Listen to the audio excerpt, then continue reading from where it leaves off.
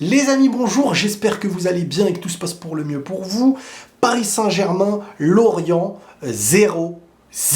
Premier match de la saison au Parc des Princes. Alors, le nouveau PSG, le PSG sous Luis Enrique, le PSG sans Neymar, Messi, Mbappé, Verratti, qu'est-ce que ça a donné? Eh ben, c'est intéressant de voir ce premier match parce qu'en fait, t'as vraiment l'impression, moi c'est l'impression que j'ai eue, c'est que quand le match commence et que tu regardes, on dirait qu'il n'y a plus rien du PSG de l'année dernière. Dans le bien ou dans le mal. C'est comme si on avait... Paris venait d'avoir les Qataris qui arrivent et qui dépensent petit à petit pour construire une équipe. T'as des jeunes, t'as des mecs pas expérimentés, t'as des mecs expérimentés. Mais tout ça, tu vois, c'est vraiment, on dirait, le début d'un nouveau projet. Ça respire le nouveau projet. Un nouveau football, des nouvelles bases, des profils qui se sentent exister là où ils n'existaient pas avant. Il y a du bien à retenir sur ce match-là. Vraiment, il y a du bien. Si tu veux t'arrêter sur l'aspect d'un début de projet, d'une nouvelle ère, ça c'est intéressant. En vrai, ce truc-là, c'est intéressant. Si tu veux, d'une certaine façon, maintenant, revenir avec l'idée de tu perds 3 points, t'es pas efficace, il te manque des grosses individualités, vont-elles arriver? Qu'est-ce qu'elles vont donner? Quel poids tu vas avoir face à des adversaires qui vont riposter, contre-attaquer, t'épuiser physiquement? Là, on va parler du très haut niveau en Europe. Comment, quand tu vas devoir tuer, est-ce que tu vas le faire? Moi, j'ai l'impression, en fait, de voir deux choses. Des choses très satisfaisantes et des choses assez inquiétantes. Quand je vois cette équipe, j'ai pas vu Paris, en tout cas celui que je connais depuis des années, j'ai vu l'équipe d'Espagne. J'ai vu l'équipe d'Espagne de Luis Enrique. Une équipe qui va vraiment avoir la possession. Mais parfois de manière un peu trop stérile. Pourquoi? Parce que t'as pas ce joueur comme Messi, comme Neymar. Quand ça construit, c'est tout plein d'éléments, avec plus ou moins la même importance, qui sont en train de lâcher le ballon et de faire un petit handball autour de la zone adverse, à essayer de trouver, mais qui ose? Qui est celui qui ose oser perdre la possession qui est la directive du coach? Vous voyez ce que je veux dire? C'est-à-dire que là, il y a une directive, vous devez fonctionner comme ça, mais maintenant, c'est très difficile d'être... Il faut le mental, il faut le niveau, il faut être l'individualité qui, moi, j'ose prendre le risque, qui casse notre construction et qui déstabilise. Parce qu'après, tu déstabilises et ça y est, tu libères un espace, tu libères quelque chose qui peut, en fait, amener à une occasion, à un but. Et c'est ça, en fait, qui manque. Il manque ce Neymar, il manque ce Messi, il manque ce Mbappé. Alors, bien sûr que si demain, tu me dis Mbappé à gauche, Dembélé à droite, là, ça peut être intéressant. Mais par contre, Gonzalo Ramos, je sais pas si ça va être meilleur que Ekitike, ou je sais plus comment on dit. Pardon. Donc... Ekitike. Bon, attends, je vais voir comment ça s'écrit, purée. Toujours, je me trompe. Ekitike, voilà. Donc, qui? Je penserai à qui? Ekitike, je sais pas pourquoi je pense qu'il peut être en confiance maintenant qu'il n'y a plus Neymar, Messi. C'était trop... C'était pas le même monde pour communiquer footballistiquement ensemble. Vous voyez ce que je veux dire? Mais là, en fait, dans une équipe de...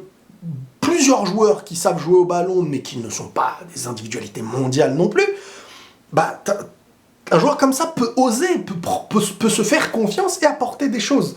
Beaucoup plus à mes yeux qu'un Gonzalo Ramos, à part si Gonzalo Ramos, avec des grosses individualités, peut rester dans son profil et finir tout simplement. Bah après, les deux devront jouer, j'espère. Donc voilà, la défense n'a pas été hyper en danger, Lorient n'a pas... trop osé, ils savaient que tant qu'ils n'ont pas encaissé, c'est très bien, et petit à petit, en fonction du match... Par contre, là, ce qui est dangereux, c'est que les autres équipes, elles ont vu ce match, au Parc des Princes. Donc, la stratégie de base pour les moins courageux, ça va être de jouer comme ça contre Paris. Est-ce que Paris va trouver et avoir ses individualités? Ça pourrait faire beaucoup de bien. Heureusement, Dembélé, c'est vraiment l'inverse total de ce football. C'est-à-dire qu'à chaque balle qu'il aura, il va tenter de déstabiliser. Et en fait, c'est ce qu'on va lui demander à chaque fois, parce que c'est ce qui manque. Donc ça peut être hyper intéressant.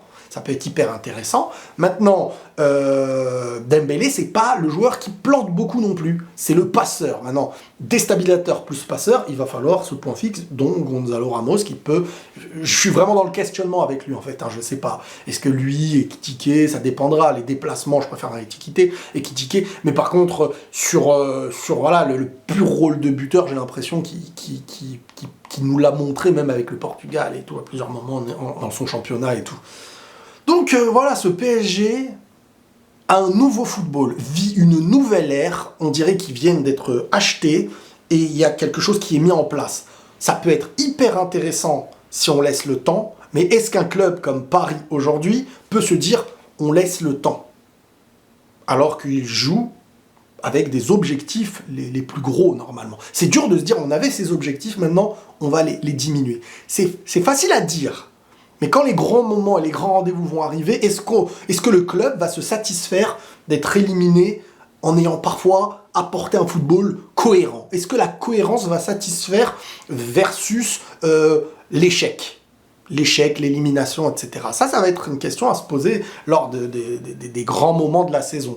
Encore une fois, je vous ai dit, peut-être que les individualités seront là, peut-être que Mbappé va rester, peut-être qu'il jouera malgré qu'il reste, et t'auras lui, Dembélé, et qui sait, le mercato n'est pas fini, peut-être même encore une grosse individualité au milieu. Ils ont un peu ce qu'il faut, mais bien sûr que là, tu rajoutes un Neymar, un Verratti, ça ressemblerait... Alors, je parle d'un Verratti qui serait athlétique, hein, qui serait présent.